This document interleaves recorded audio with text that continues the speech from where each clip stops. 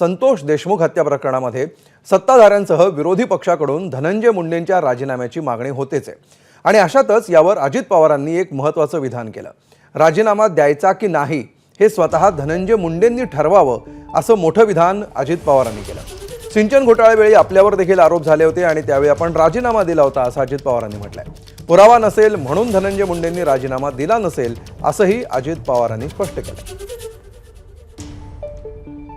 त्यामुळे अजित पवारांचं हे विधान गेल्या 24 तासांपासून महाराष्ट्राच्या राजकारणामध्ये लक्षवेधी ठरत आहे आणि अजित पवारांच्या या विधानाचे वेगवेगळे अर्थ देखील काढले जाऊ लागले।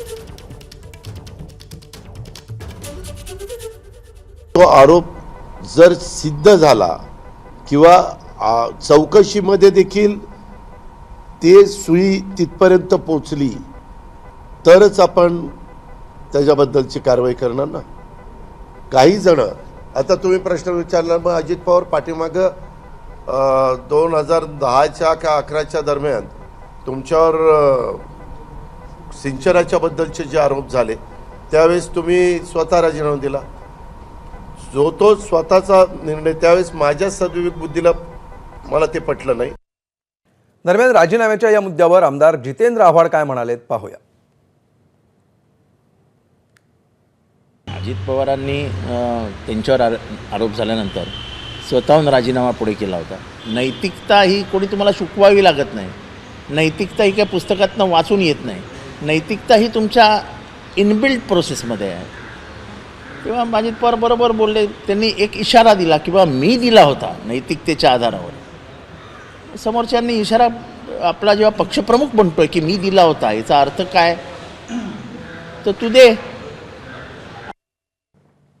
तर अजित पवारांनी मस्करी चालवली आहे का? इतके पुरावे दिल्यानंतर त्यांचा थेट राजीनामा घ्यावा अशी मागणी सामाजिक कार्यकर्त्या अंजली दमानिया यांनी केली आहे। अजित पवारांच्या या विधानानंतर वेगवेगळ्या स्तरातून प्रतिक्रिया उमटत आहेत आणि धनंजय मुंडे यांच्या राजीनाम्यासाठी आग्रही असणाऱ्या आणि सक्रिय असणाऱ्या सामाजिक कार्यकर्त्या अंजली दमानिया यांनी अजित पवारांच्या या विधानावर प्रतिक्रिया दिलेली आहे। एवढे पुरावे दिल्यानंतर सुद्धा अजित पवारांकडून धनंजय मुंडेंचा राजीनामा का घेतला जात नाही असा सवाल या निमित्तानं अंजली दमानियांनी पुन्हा एकदा उपस्थित केला।